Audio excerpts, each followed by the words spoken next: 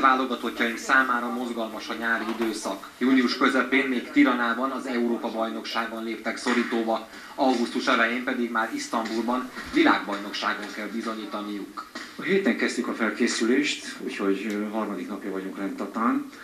Nagyon örülünk, hogy visszakerültünk a tatai edzőtáborban. Az elmúlt világversenyre, az Európa-bajnokságra Nyíregyházán készültünk, és ugyan kitűnő körülmények voltak, de hát a tatai azért itt jobbak a pedagógiai körülmények, a gyerekek éjjel-nappal látják itt a példaképeket kitűnő sportolók között, úgyhogy nagyon jó hangulat, és remélem, hogy jól fogunk felkészülni a VB-re.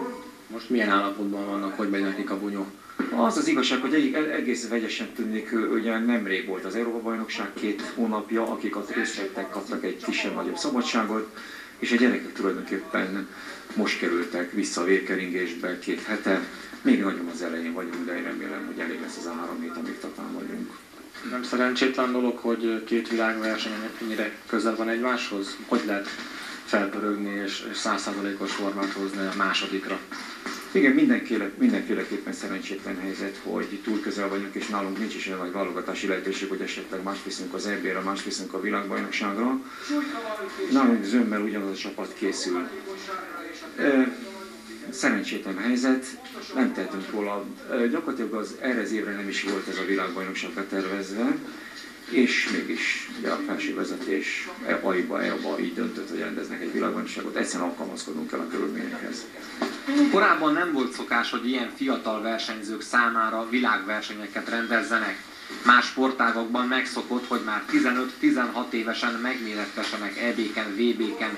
Ökölvívásban ez a tendencia mindössze néhány éve kezdődött.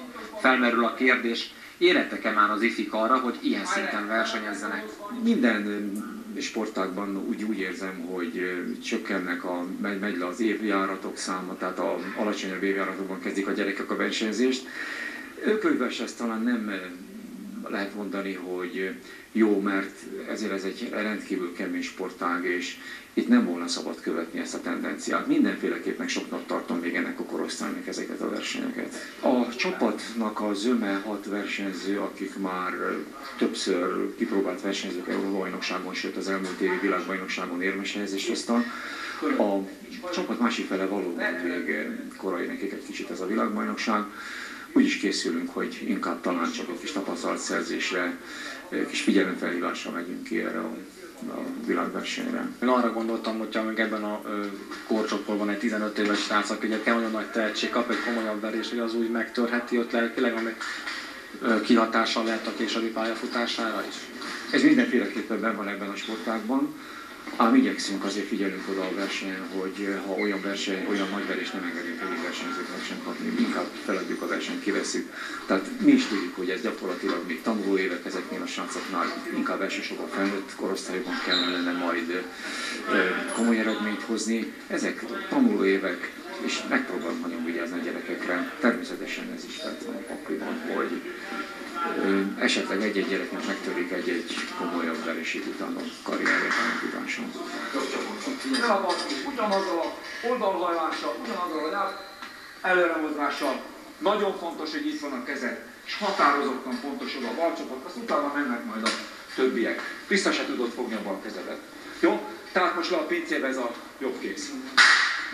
Valami nemrég még az Európa-bajnokságon boxoltál, nem vagy egy kicsit fáradt? Nagyon is fáradt vagyok már. 3 hét pihenés volt odahaza, így most vissza kellett ide térni. Fárasztó. Nagyon jó formában boxoltál az EB-n. Fel tudsz így megint pörögni a VB-re? Igen, fel kell pörögnöm. Nagyon. Most azon vagyok minden erőmmel, hogy felpörögjek. Mindenféle technikázással, minden még ügyesítem magam. Milyen formában vagy most, mit gondolsz? Most nagyon jó formában vagyok, én úgy érzem, mert kondíciólag is most úgy érzem, hogy nagyon jó így a nyáron, ebben a nagy melegben a súlyt is könnyen tudom hozni. Jó. Elégedett lennél ugyanazzal az eredménnyel a világbajnokságon? Természetesen igen, elégedett lennék. A VB-re nagyobb felkészülés kellene, ott már többen vannak a súlycsoportban, meg hát, lelkileg is oda nagyon fel kell készülni, hogy tényleg egy kubaival mérkőzök esetleg, vagy egy orosszal, oda nagyon fel kell készülni. Lelkileg is. Mennyivel nagyobb a feszültség egy világverseny előtt. ebben a korosztályban, így mondjuk, hogyha részt vesznek egy hazai versenyen?